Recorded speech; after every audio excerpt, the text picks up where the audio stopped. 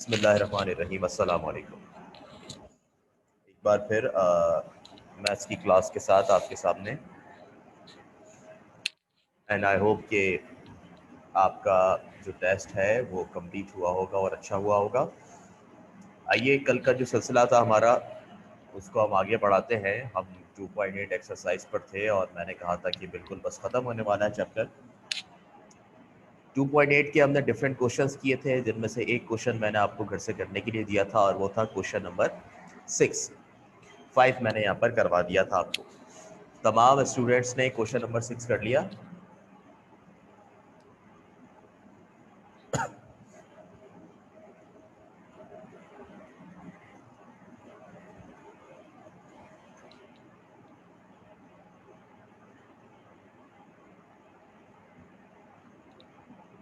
Okay, good.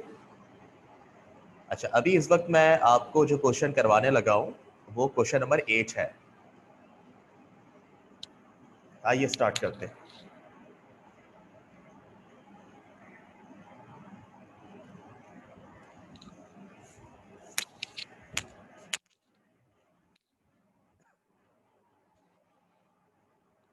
Exercise आपकी वही है 2.8।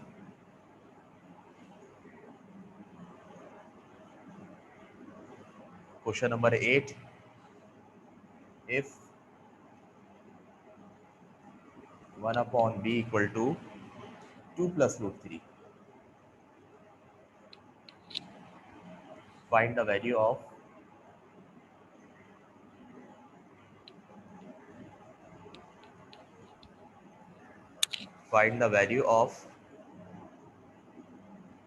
b4 plus 1/b4।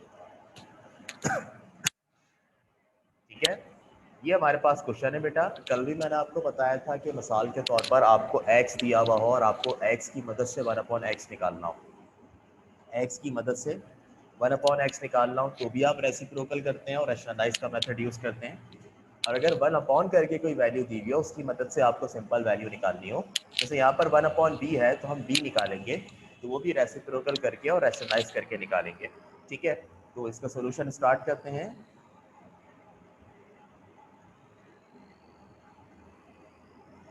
Solution given है हमारे पास 1/b 2 प्लस रूट 3 के बराबर। अब फाइंड हमें करना है b4 plus 1/b4। B square plus 1/b square नहीं, b4 प्लस 1/b4। ठीक है, अब उसकी भी पावर डबल आ गई है, तो आज ये थोड़ी सी नई चीज़ हम सीखेंगे।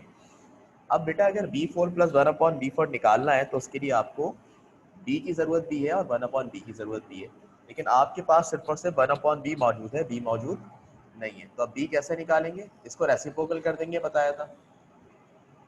b निकालने के लिए 2 प्लस रूट 3 है, तो अब ये क्या हो जाएगा 1/2 प्लस रूट 3।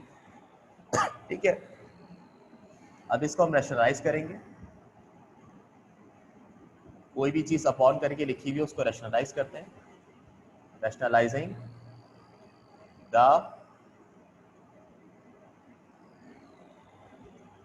डिनोमिनेटर कैसे करेंगे? b equal to 1/2 plus root 3। Rationalise करते वक्त क्या करते हैं, जो डिनोमिनेटर होता है उसमें सेकंड टर्म का साइन चेंज कर देते हैं और उससे मल्टीप्लाई डिवाइड करते हैं। तो ये 2 प्लस रूट 3 है, हम क्या लिखेंगे 2 माइनस रूट 3, 2 माइनस रूट 3। इसी से मल्टीप्लाई, इसी से डिवाइड। ठीक है, ऊपर वाला ऊपर वाले से मल्टीप्लाई, नीचे वाला नीचे वाले से मल्टीप्लाई। 2 माइनस रूट 3 1 से मल्टीप्लाई होगा, क्या आएगा 2 माइनस रूट 3, और नीचे वाले से मल्टीप्लाई होगा, तो इसको मिलाकर लिख लेते हैं पहले।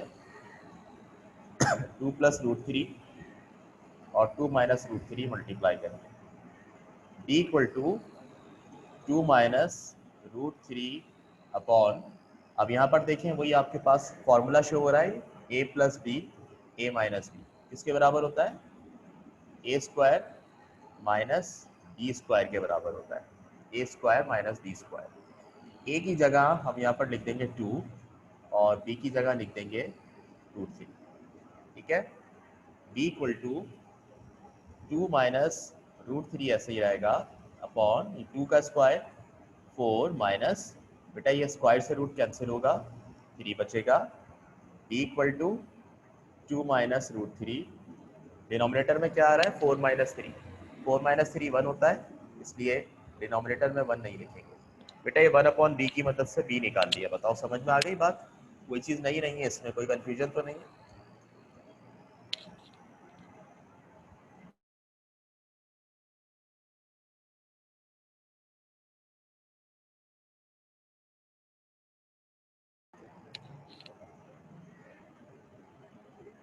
ठीक है, कुछ पूछना है तो पूछ लें अभी,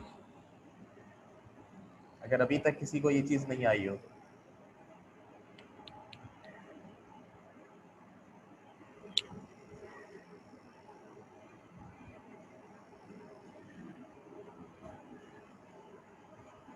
ठीक है स्टूडेंट्स, अब क्या करेंगे आगे? अब इसके बाद क्या करना पड़ेगा हमें?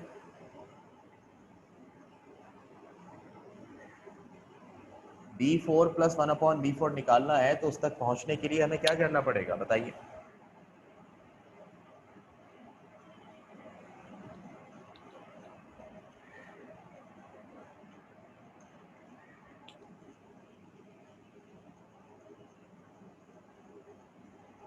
किसकी स्क्वायरिंग?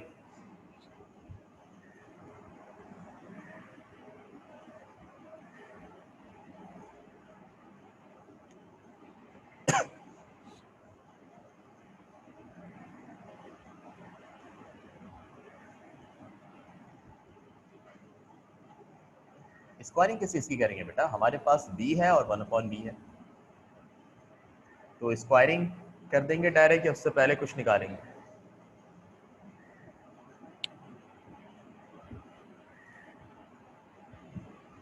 हाँ जी, डायरेक्ट स्क्वायरिंग किस चीज़ की होगी? कुछ करना नहीं पड़ेगा उससे पहले, ये तो बताएं।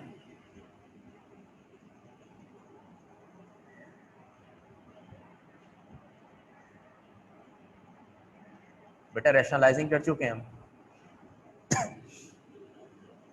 1 अपॉन बी अवेलेबल था, उसकी रैशनलाइजिंग करके b बना चुके हैं। अब क्या करेंगे नेक्स्ट स्टेप? डायरेक्ट स्क्वायरिंग तो नहीं होगी ना, स्क्वायरिंग से पहले क्या करना पड़ेगा? b4 प्लस 1 अपॉन b4 निकालना है, तो हमें पहले b प्लस 1 अपॉन b निकालना पड़ेगा। यहाँ पर हम लिखेंगे b plus 1 upon B equal to, ठीक है, b हमारे पास क्या है 2 माइनस रूट 3, 2 माइनस रूट 3,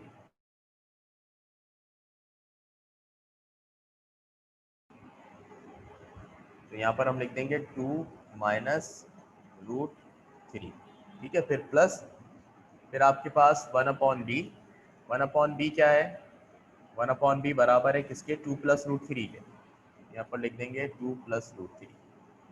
इसका मतलब क्या है, क्या आएगा आपके पास आंसर? क्या कैंसिल हो रहा है यहाँ पे? माइनस रूट 3 से प्लस रूट 3 कैंसिल हो रहा है, क्या बचेगा बेटा? 2 plus 2 4, B plus 1 upon B equal to 2 plus 2 4 हो जाएगा। सही है, ये हमारे पास आंसर आएगा b प्लस 1 अपॉन बी का। अब जो वो बात आप कह रही थी ना नूरुलन, अब वो यहाँ पर होगी कि स्क्वायरिंग ऑन बोथ साइड करेंगे इसको, स्क्वायरिंग ऑन बोथ साइड। बेटा सब सुन रहा है मेरी बात? प्रॉब्लम तो नहीं है किसी को? Squaring on both side, b plus 1 upon B के ऊपर बी स्क्वायर और 4 के ऊपर B square. Left hand side पर आप देखें, ये जो b है, इस b को अगर आप a मान लें और 1 अपॉन बी को b मान लें, तो ये आपके पास फॉर्मूला बन रहा है, हम यहाँ पर लिख देंगे बाय यूजिंग फॉर्मूला। और फॉर्मूला क्या है, a प्लस बी का होल स्क्वायर बराबर है a square plus 2ab plus B square, ठीक है। अब लेफ्ट हैंड साइड जो है आपके पास वो इस फॉर्म में लिखी हुई है, हमने इसको राइट हैंड साइड की फॉर्म में ओपन करना है, ठीक है। तो A square plus 2ab plus B square, जब भी फॉर्मूला लगाएं मैंने बताया आप इस तरह उसको ब्रैकेट में लिख लिया करें, A square plus 2ab plus B square, ठीक है। और राइट हैंड पे क्या है 4 का स्क्वायर, 4 का स्क्वायर 16 हो जाएगा। यहाँ ए और बी की वैल्यू पुट करनी है, फर्स्ट ब्रैकेट में बी आएगा, ए की वैल्यू बी है यहाँ पर, और सेकेंड ब्रैकेट में आएगा 1 अपॉन, बी का स्क्वायर आपके पास बी स्क्वायर हो जाएगा, प्लस ये बी से बी कैंसिल होगा आपके पास, बी से बी कैंसिल कर देते हैं, ये लीजिए बी से बी कैंसिल हुआ, ठीक है। और क्या होगा,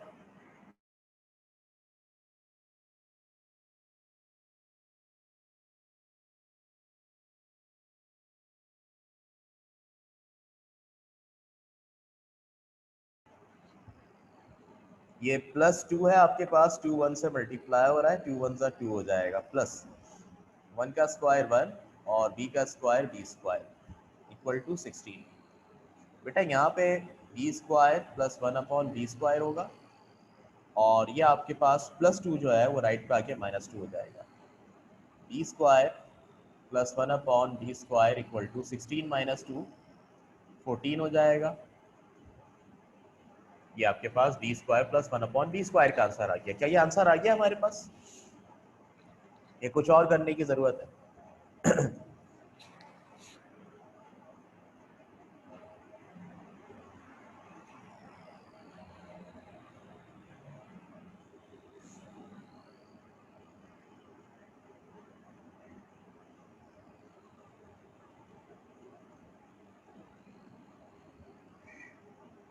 बिल्कुल सही कहा बेटा, हमें चाहिए b4 प्लस 1/b4, ठीक है, और हमारे पास आ रहा है b square plus 1/b square. तो अब ये जो पावर है इसको डबल करना है हमें, ठीक है। तो हम क्या करेंगे, एक दफ़ा फिर स्क्वायर कर देंगे, ये आपके पास b4 प्लस 1/b4 हो जाएगा। यहाँ लिखेंगे again squaring on both sides, दोनों साइड पर स्क्वायर लगेगा। b square plus 1/b square है, b square plus 1/b square, इस पर भी स्क्वायर आएगा, और राइट पर अगर आप देखें 14 है, 14 के ऊपर भी स्क्वायर आएगा। ठीक है, यहाँ पर भी बेटा फॉर्मूला लग रहा है a प्लस बी का होल स्क्वायर। यहाँ लिख देंगे bye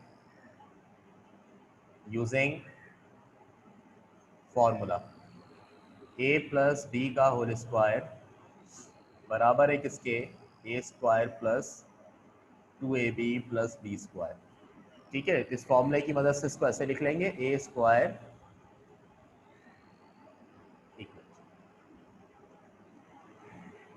plus 2ab plus B square, और राइट पर क्या है 14 का स्क्वायर, 14 का स्क्वायर 196।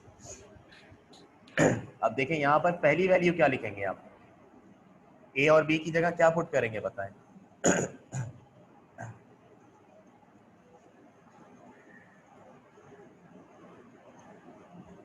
यस, ए की जगह बेटा बी स्क्वायर लिखा हुआ है, जो लिखा हुआ है वो पुट करते हैं। वहां पर पहले बी होता था, दैट्स वाई ब्रैकेट में बी लिखते थे, ए लिखते थे, लेकिन अब ऑलरेडी बी स्क्वायर लिखा हुआ है, तो यहाँ पर भी क्या लिखेंगे, बी स्क्वायर लिखेंगे, ठीक है। और दूसरी value 1/b square, 1/b square लिखेंगे, ठीक है।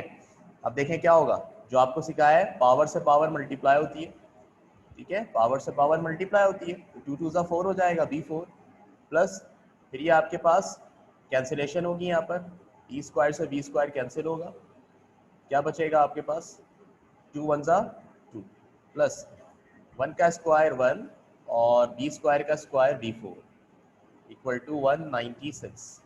सही है, प्लस का 2 राइट पे जाके माइनस हो जाएगा, b4 plus 1/b4 equal to 196 - 2, और इसका मतलब ये हुआ कि हमारे पास b4 प्लस 1/b4 की जो वैल्यू है वो कितनी आ गई, 194। ये हमारे पास आंसर हो गया, ठीक है, डन। यहाँ पर b4 प्लस 1/b4 ये आंसर आ गया। कोई प्रॉब्लम किसी को? सॉरी।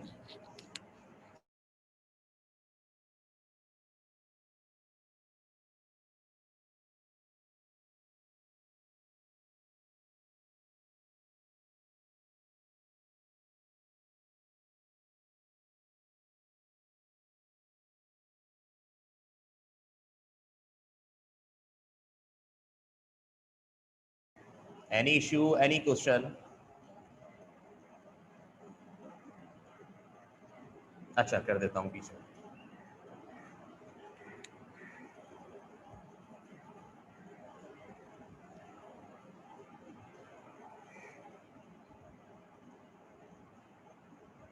ये वाली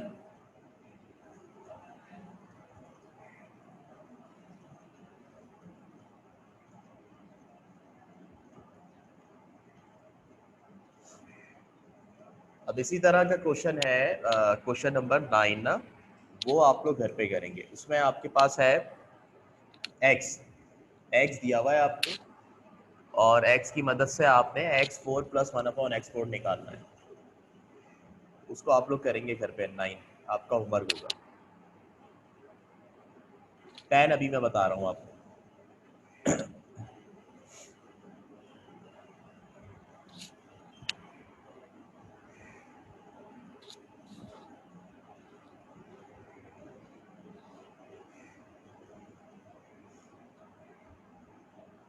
आइए 10 देखते हैं। If q equal to √2 plus √3,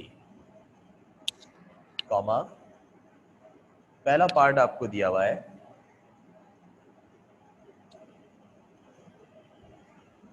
find the value of q4 plus 1/q4, और दूसरा पार्ट आपके पास है find the conjugate, find the conjugate of q, q का कॉन्जुगेट निकालो, एंड वेरीफाई, और वेरीफाई करो। क्या वेरीफाई करना है भाई? Verify that the product of q,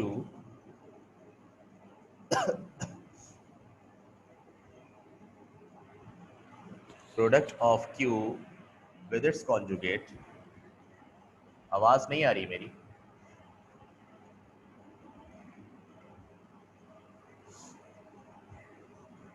with its conjugate is a rational number, is a rational number। ठीक है बेटा, q की वैल्यू गिवन है। Okay okay fine. बेटा स्पीकर चेक कर लिया करें अपना। अक्सर औकात तो आप लोग स्पीकर चेक नहीं करते हैं और फिर यही मसले आ रहे होते हैं।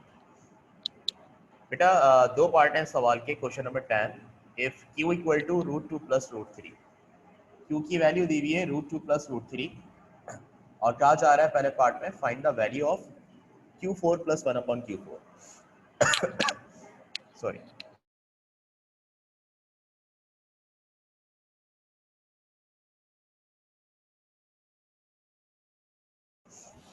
दो पार्ट है। पहले पार्ट में कहा जा रहा है Q4 प्लस 1/Q4 की वैल्यू निकालनी है। ये आप खुद निकालोगे।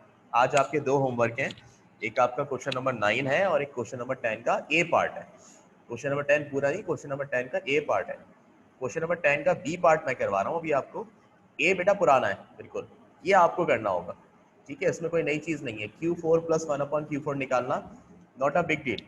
अभी आपको मैंने B4 प्लस 1/B4 निकाल कर दिखाया, तो ये आप कर लेंगे। ठीक है, दूसरा मैं करवा रहा हूँ आपको। ठीक है, दूसरे का सॉल्यूशन, बी का सॉल्यूशन। दूसरे में कॉन्जुगेट का जिक्र हो रहा है। कह रहे हैं find the conjugate of Q and verify that the product of Q with its conjugate is a rational number.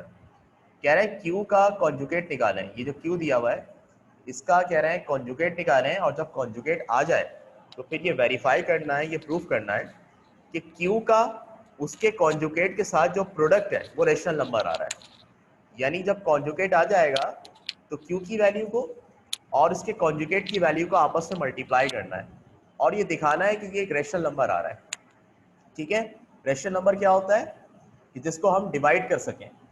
Divide तो हर किसी को कर सकते हैं, लेकिन मिसाल के तौर पर अगर मैं आपसे कहता हूँ 1/2 इक्वल टू 0.5 होता है, तो 0.5 रेशनल नंबर होगा, क्योंकि इसको हमने जब डिवाइड में लिखा बेटा तो इसने हमें 0.5 एक कंप्लीट आंसर दे दिया।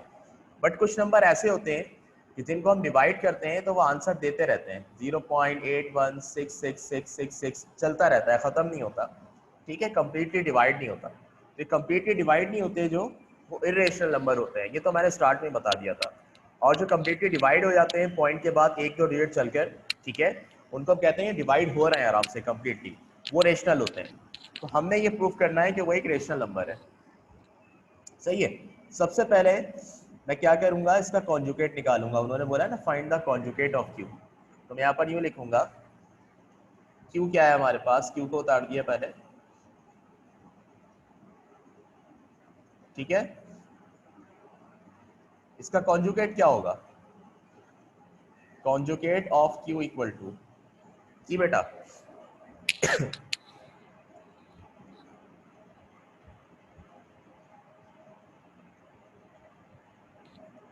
क्यू का कॉन्जुगेट क्या होगा,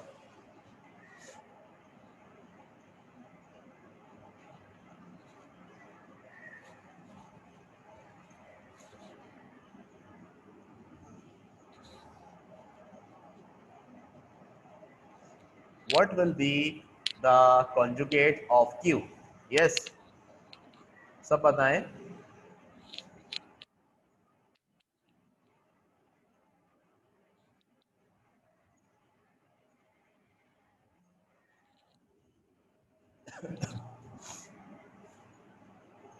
जी बेटा बिल्कुल माइनस आ जाएगा बस, और कोई बड़ी बात नहीं है। ये √2 प्लस √3 है, क्या हो जाएगा, √2 माइनस √3, कॉन्जुगेट आ गया। पहला काम हो गया, find the conjugate of Q.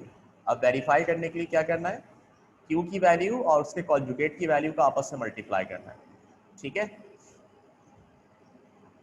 नहीं, दोनों के साथ माइनस नहीं लगता नूर, एक के साथ माइनस लगता है। आप इसको √3 माइनस √2 भी कर सकते हैं, ठीक है, √2 माइनस √3 भी कर सकते हैं।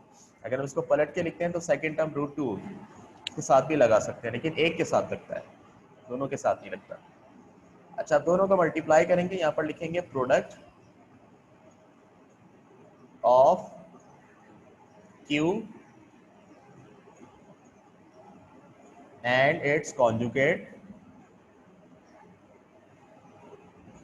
इज, यू लिख लेंगे पहले क्यू की वैल्यू क्या है, क्यू की वैल्यू √2 प्लस √3 और उसका कॉन्जुगेट क्या है, √2 माइनस √3, इसको मल्टीप्लाई कर लेंगे, सही है। क्या होगा यहाँ पर, यहाँ पर फॉर्मूला लग रहा है बेटा, a plus B A minus b की फॉर्म में लिखा हुआ है, तो हम भी यूँ लिख लेंगे, by using formula a plus B A minus b equal to a square minus B square, ठीक है। इसको बंद कर देंगे बेटा, ये खुला हुआ है अभी, a plus B A minus b में, इसको बंद करेंगे इस फॉर्मूले की फॉर्म में, तो कैसे लिखेंगे, ए स्क्वायर माइनस बी स्क्वायर में बंद करना है हमने, ए स्क्वायर माइनस बी स्क्वायर में, ठीक है।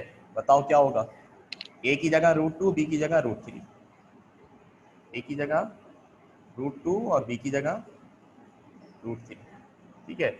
ये स्क्वायर से रूट कैंसिल होगा, स्क्वायर से रूट कैंसिल और ये स्क्वायर से रूट कैंसिल, हमारे पास क्या बचेगा, ये 2 बचेगा यहाँ, और माइनस यहाँ क्या बचेगा 3, 2 माइनस 3 क्या होता है, -1। अभी जो -1 आया है, मेरा सवाल है, कहाँ बेटा स्क्वायर नहीं लगाया मैंने, लगाया बेटा, वो छुप गया है, ये लगाया था मैंने, वो f के साथ छुप गया था। सवाल है मेरा कि क्या ये रेशनल नंबर है, इसका जो प्रोडक्ट आया -1, is -1 a rational number, I want everyone to reply, is -1 a rational number or not?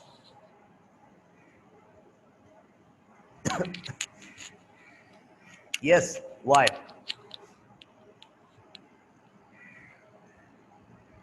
Why it is a rational number?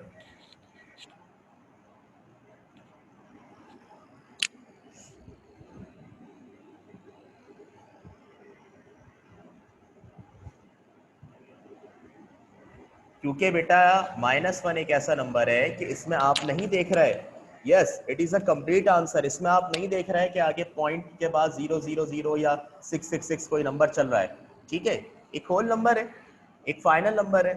अगर ऐसा आंसर आ रहा होता कि बेटा ये 2 - 3 नहीं होता, यहाँ पे हमें कोई चीज़ कैलकुलेट करनी पड़ती और कैलकुलेट करने पे हमारे पास कुछ अजीब व गरीब सा आंसर आता है इस तरह का 0.8333, ठीक है ना, डेसिमल के बाद चलता रहता, तो हम कहते हैं भाई ये नॉन टर्मिनेटिंग है और ये रैशनल नंबर है। लेकिन यहाँ पर आपके पास होल नंबर है बेटा, ठीक है। अच्छा 1 के नीचे कुछ नहीं है तो 1 है ना 1, तो अगर 1 को 1 से डिवाइड करें तो भी 1 ही आएगा। तो ये प्रूव हो रहा है यहाँ पे इस तरह से कि ये नंबर चलता नहीं जा रहा, ये एक फाइनल आंसर है। दैट्स व्हाई इट इज, क्या है ये आपके पास, रेशनल नंबर, ठीक है। तो यहाँ पर हम लिख देंगे it is prove that it is prove that the product of Q and its conjugate is a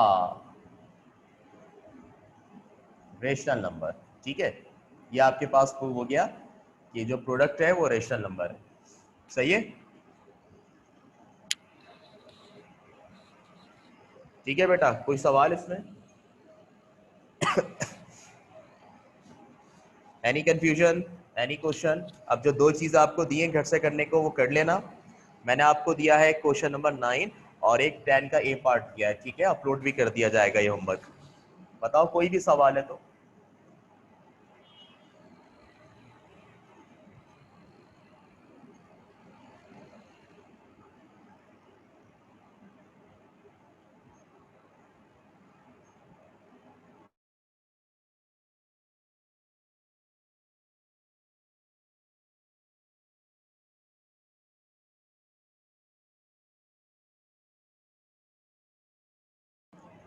सही है बेटा,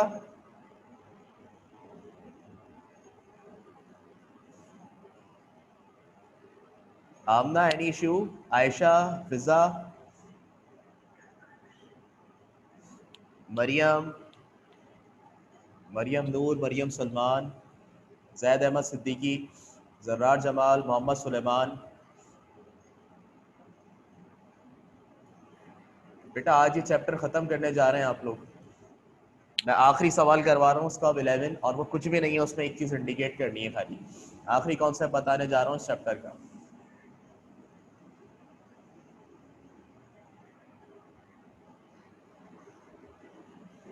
चले ठीक है।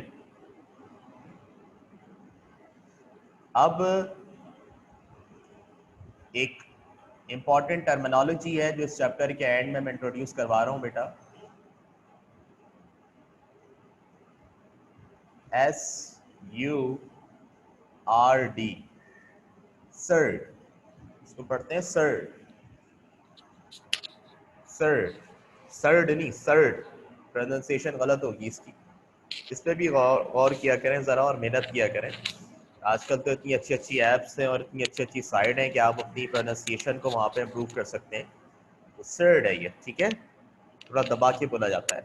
अब ये सर्ड क्या होता है बेटा, अगर कोई वैल्यू अंडर रूट के अंदर लिखी हुई है, ठीक है, कितनी वैल्यू है ये रूट के अंदर, एक है खाली। यहाँ पर आप देखो रूट के अंदर कितनी वैल्यू है आपके पास, 2, 8 भी है 9 भी है, डिवाइड हो रहा है, ठीक है। इसी तरह से हमने डिफरेंट क्वेश्चन किए थे, उसमें ये आ रहा था, इस तरह के क्वेश्चन थे कुछ, एग्जैक्ट तो नहीं लिख रहा मैं लेकिन लिख रहा हूँ बस। इसमें 3 वैल्यूज हैं 216, 8 और 25, है ना, अंडर रूट के अंदर। बेटा अगर रूट के अंदर कम से कम एक वैल्यू मौजूद हो, क्या कहा, रूट के अंदर कम से कम एक वैल्यू मौजूद हो, ज्यादा से ज्यादा कितनी भी हो, ज्यादा से ज्यादा कितनी भी हो, हमें इससे कोई लेना देना नहीं है। कम से कम एक वैल्यू रूट के अंदर लिखी हो, यानी रेडिकेंट, इसको रेडिकेंट कहते हैं ना, कम से कम एक वैल्यू रूट के अंदर लिखी हो तो उसको क्या कहा जाता है, सर्ट कहा जाता है, सर्ट कहा जाता है।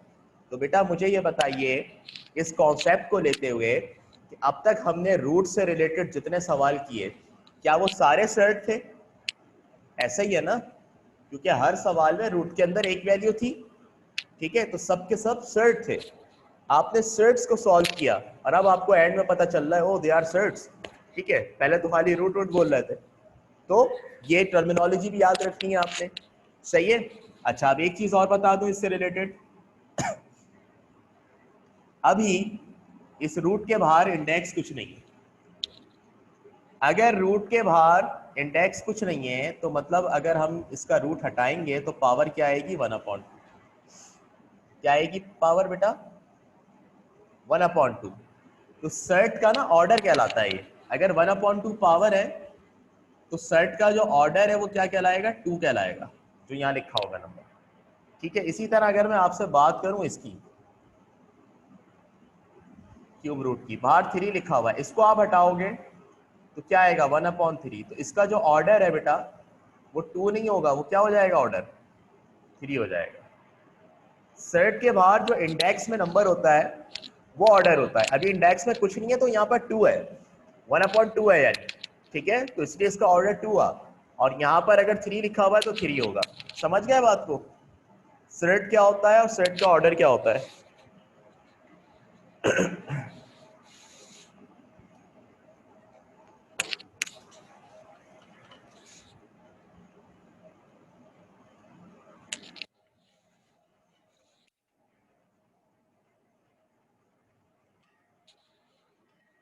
चलो, अब मैं इसका क्वेश्चन नंबर 11 लिखता हूँ यहाँ पे और हम उसमें इंडिकेट करते हैं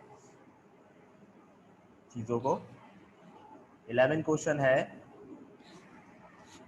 फाइंड द ऑर्डर।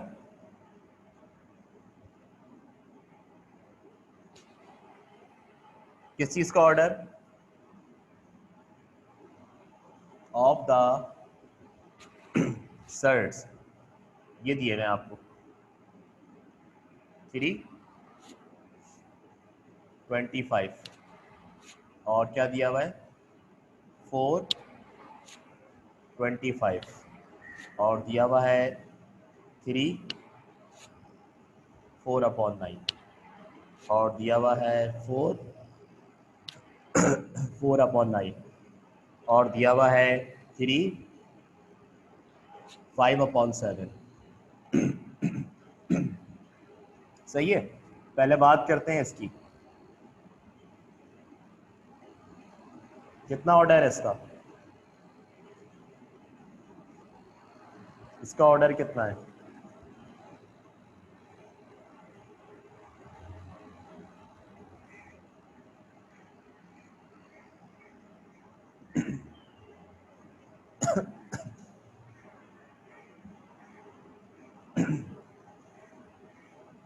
हाँ जी,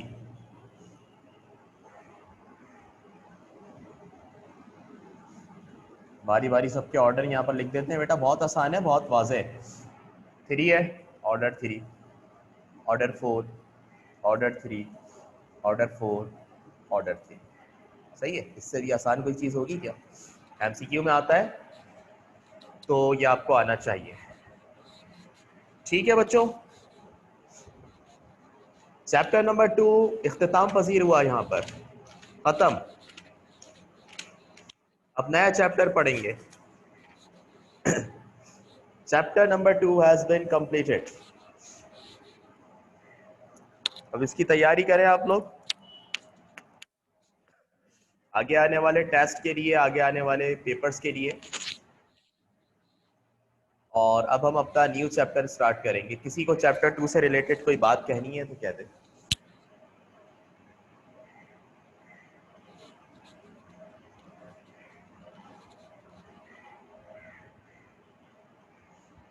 नेक्स्ट चैप्टर ना मैं 1 पढ़ाऊंगा ना मैं 3, मैं 4 पढ़ाऊंगा।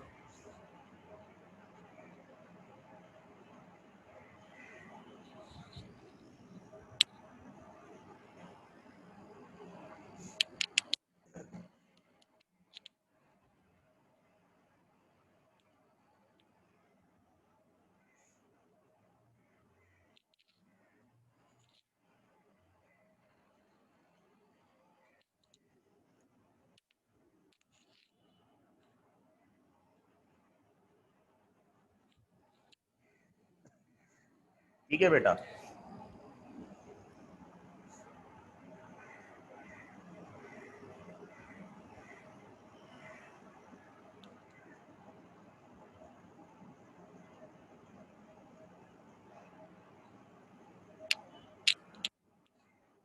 यूनिट नंबर हम 4 स्टार्ट करने लगे हैं अपना। जिनके पास बुक है वो बुक में देख सकते हैं अपने पास।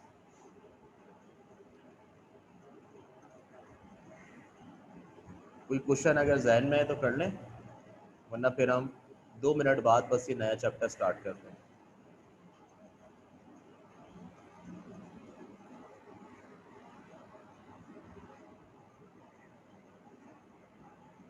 हमारे इस नए चैप्टर का नाम यूनिट 4 का एल्जेब्रिक एक्सप्रेशंस है। Unit number 4 is algebraic expression, जो आज हम स्टार्ट करने जा रहे हैं। ठीक है बच्चों। एंड यूनिट नंबर 2 के बाद ये सीखना बड़ा ज़रूरी है, और ये भी हमारे मैथमेटिक्स की बैकबोन में से एक है, एल्जेब्रिक एक्सप्रेशन। ठीक है। आज मैं आपको इसके कुछ बेसिक कॉन्सेप्ट दूंगा, इसको आपने सीखना है अच्छे से, और वो बेसिक चीज़ें जब आप सीख लेंगे तो जाहिर सी बात है फिर आगे आने वाली चीज़ें आपको आसान लगेंगी। सही है। एल्जेब्रिक एक्सप्रेशन क्या होते हैं? What are algebraic expressions? Yes, what are algebraic expressions?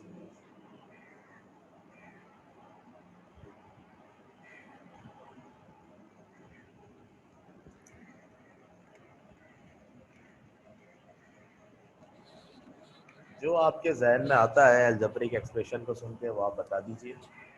सही होगा या गलत होगा वो देख लेंगे फिर।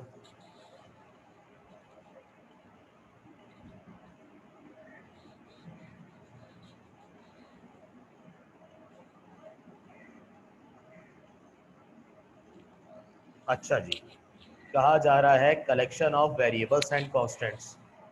ठीक है, ऐसा ही होता है। किताब हमारी यही कह रही है, पेज नंबर 73 पर ये सब कुछ लिखा हुआ है, और अगर आप लोग इसको रीड करते हैं तो बहुत अच्छी बात है, और यकीनन बहुत से स्टूडेंट के सामने भी बुक होगी इस वक्त। तो वेरिएबल एंड कांस्टेंट क्या होते हैं पहले ये समझेंगे हम। What are variables?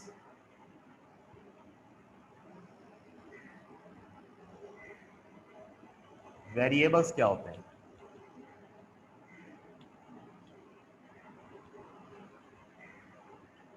और कांस्टेंट्स क्या होते हैं?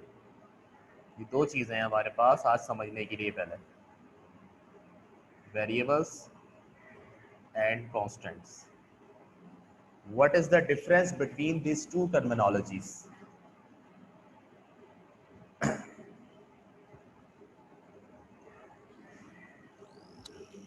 अच्छा जी, whose values not fixed like the ladders are variable। ठीक है, और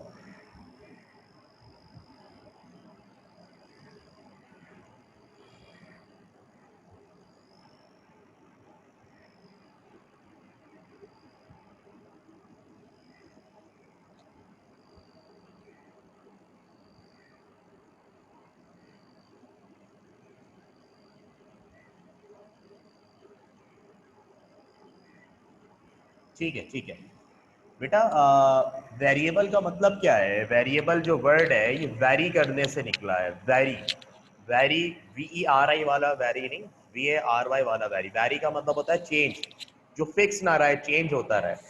ठीक है। जैसे मिसाल के तौर पर मेरी और आपकी एज जब से हम पैदा हुए हैं, जब से लेके अब तक रोजाना बढ़ रही है। ठीक है, फिक्स नहीं है।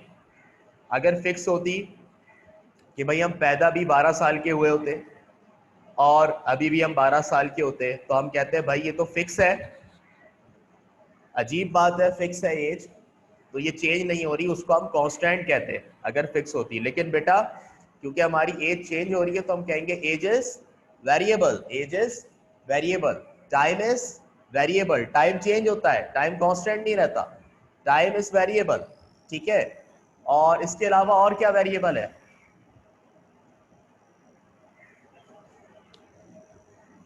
Months are also variables, days are also variables, गिरगिट के बदलते हुए रंग आर आल्सो वेरिएबल्स, है क्या नहीं? जितनी सारी एग्जांपल्स है वेरिएबल की, उसी को तो मैथमेटिक्स में अप्लाई करते हैं फिर। अब कांस्टेंट क्या है? कांस्टेंट की एग्जांपल दें। कांस्टेंट वो जो फिक्स हो, चेंज ना हो रहा हो।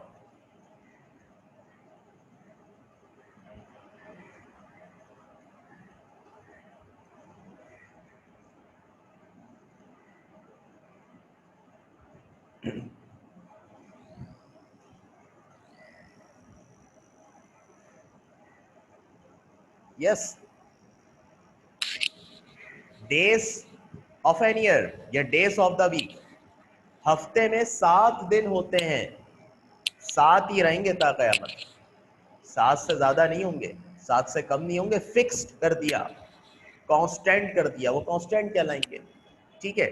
साल में 12 महीने होते हैं जनाब, 12 ही रहेंगे, कांस्टेंट कर दिया, फिक्स कर दिया उसको, इसलिए उसको कांस्टेंट कह रहे हैं, ठीक है। तो इसी तरह से जो चीज फिक्स कर दी जाए उसको कांस्टेंट कहा जाता है, ठीक है। और जो चेंज होती रहे उसको वेरिएबल कहा जाता है। वेरिएबल को डिनोट करते हैं हम मुख्तलिफ लेटर्स में, ठीक है, मुख्तलिफ लेटर की मदद से डिनोट करते हैं, x, y, z, etcetera, etc.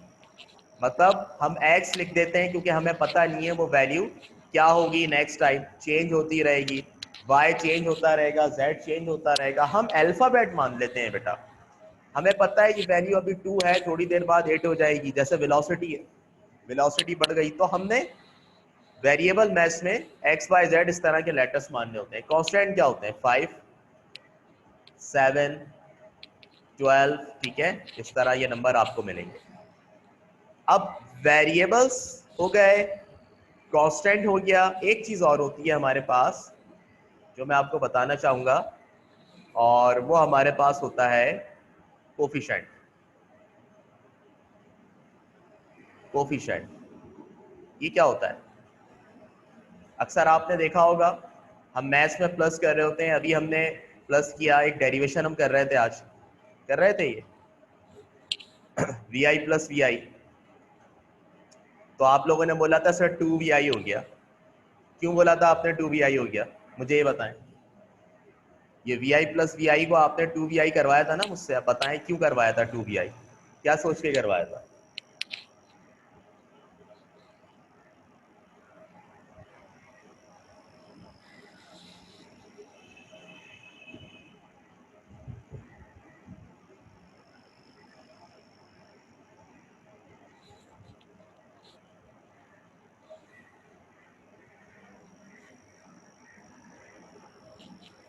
जी बेटा,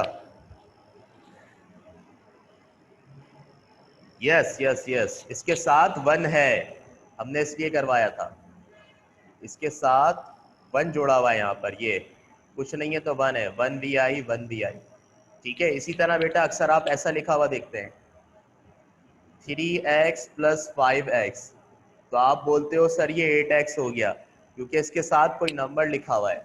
x और y वेरिएबल्स हैं, वेरिएबल के साथ एक कांस्टेंट नंबर लिखा हुआ है, तो बेटा वेरिएबल के साथ जो कांस्टेंट मल्टीप्लाई हो रहा हो, वेरिएबल के साथ जो कांस्टेंट मल्टीप्लाई हो रहा हो उसका नाम कोफिशिएंट होता है, ठीक है, उसको हम कोफिशिएंट कहते हैं। तो यहाँ पर वी आई और वी आई में 1 1 कोफिशिएंट है, 2 VI में जो कोफिशिएंट है वो क्या है? 2 है। यहाँ पर कोफिशिएंट क्या है? 8 है। यहाँ 5 है, यहाँ 3 है, सही है। तो वेरिएबल, कांस्टेंट और कोफिशिएंट, इनको पहचान गए?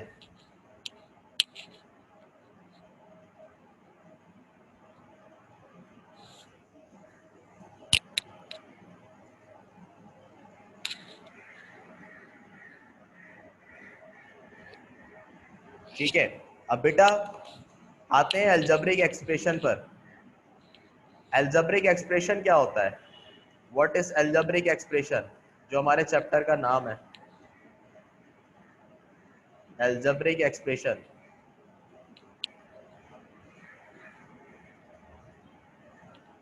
हाँ जी बेटा, ये जो सारे कॉन्सेप्ट हैं इनको मिला दें। Collection of variables and constants, collection of variables and constants involving coefficient, यानी वेरिएबल और कांस्टेंट का कलेक्शन जिसके अंदर कोफिशिएंट भी शामिल हो, वो एक्सप्रेशन आपके पास एल्जेब्रिक एक्सप्रेशन कहलाता है। बस इतनी सी बात है। ठीक है बच्चों,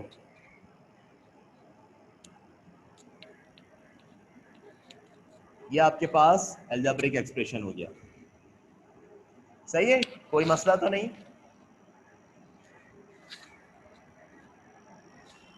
अब मिसाल के तौर पर ये 3x जो है इसमें वेरिएबल भी है, कोफिशिएंट भी है। ठीक है, वेरिएबल भी है, कोफिशिएंट भी है, और ये प्लस हो रहा है। तो बेटा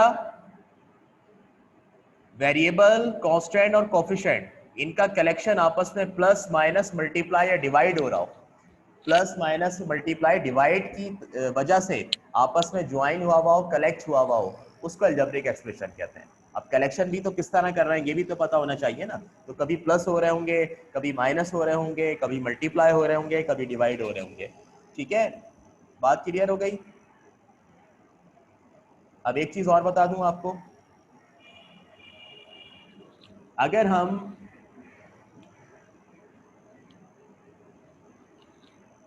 ऐड कर रहे हैं अलजेब्रिक एक्सप्रेशन को, अलजेब्रिक एक्सप्रेशन को ऐड कर रहे हैं, जैसे मिसाल के तौर पर लिखा हुआ है 5y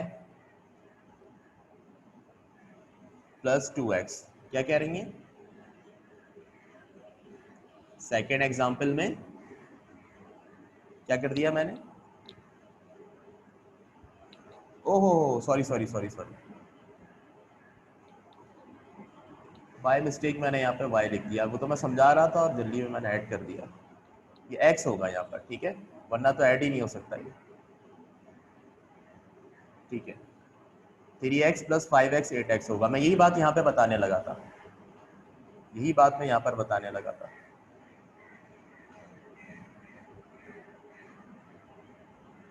बेटा अगर यूं लिखा हुआ हो कभी 5y प्लस 2y, तो इसका मतलब ये है कि 5y और 2y आपस में ऐड हो रहे हैं, कंबाइन हो रहे हैं, तो ये मिलकर कितना हो जाएगा? 7y। ठीक है, ऐड करते वक्त एक चीज़ ये देखनी होगी आपको कि 2 या 3 जितनी भी टर्म्स आप ऐड कर रहे हैं उनके वेरिएबल सेम होने चाहिए, उनके वेरिएबल सेम होने चाहिए। अगर वेरिएबल सेम नहीं होंगे तो आप उनको ऐड नहीं कर सकते। ठीक है, मिसाल के तौर पर ये यूँ लिखा हुआ होगा 5y प्लस 2x, जैसा कि अभी पीछे मिस्टेक हुई जल्दी में, तो ये 5y और 2x को आप ऐड नहीं कर सकते। ठीक है, ये अलाउ नहीं है। y वाली वैल्यू को x वाली वैल्यू के साथ आप ऐड नहीं कर सकते किसी सूरत। ठीक है, ऐड होने के लिए जरूरी है टर्म्स लाइक होनी चाहिए, अनलाइक टर्म्स ऐड नहीं होती। ये बात क्लियर है। इसी तरह सब्ट्रैक्ट भी अगर आपको करनी होगी, सब्ट्रैक्ट करते वक्त भी आप क्या करेंगे, इस चीज का ख्याल रखेंगे कि जो टर्म्स हैं वो लाइक टर्म्स हो। ठीक है, एक्स एक्स वाली, वाई वाई वाली, जेड जेड वाली, अदरवाइज ऐड और सब्ट्रैक्ट नहीं कर सकते। ये आपको ऐड और सब्ट्रैक्ट के वक्त बात याद रखनी है। अच्छा जी, कोई सवाल?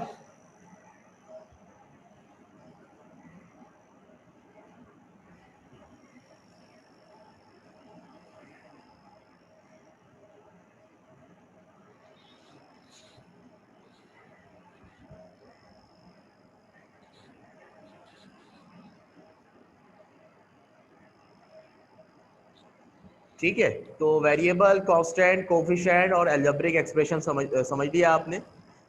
अब हम नेक्स्ट टाइम हमारी जो क्लास होगी उसमें हम काइंड्स समझेंगे इसकी, अलजेब्रिक एक्सप्रेशन की काइंड्स क्या है हमारी, कौन कौन सी टाइप्स के अलजेब्रिक एक्सप्रेशन होते हैं, और फिर उनको स्टडी करते हुए हम अपनी एक्सरसाइज का स्टार्ट करेंगे। सही है, यहाँ पर मैं इस बात को एंड कर रहा हूँ। किसी ने कुछ पूछना है तो पूछ सकते हैं।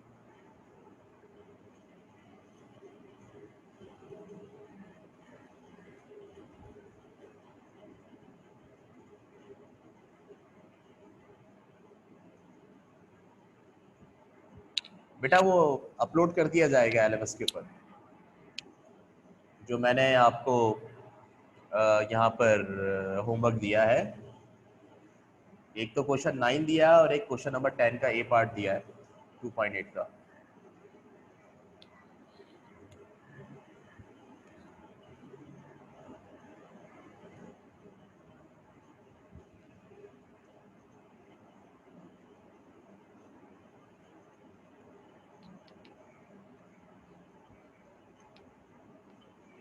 PDF तो फिजिक्स का मिला है ना आपको, अभी तो मैथ्स की क्लास हो रही है।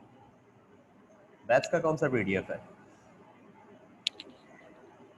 वो मैं बता दूंगा फिजिक्स का।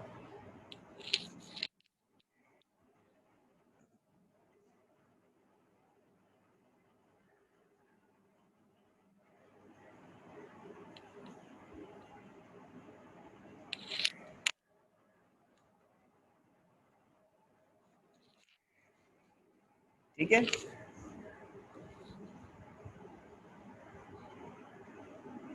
Okay, thank you, Allah Hafiz.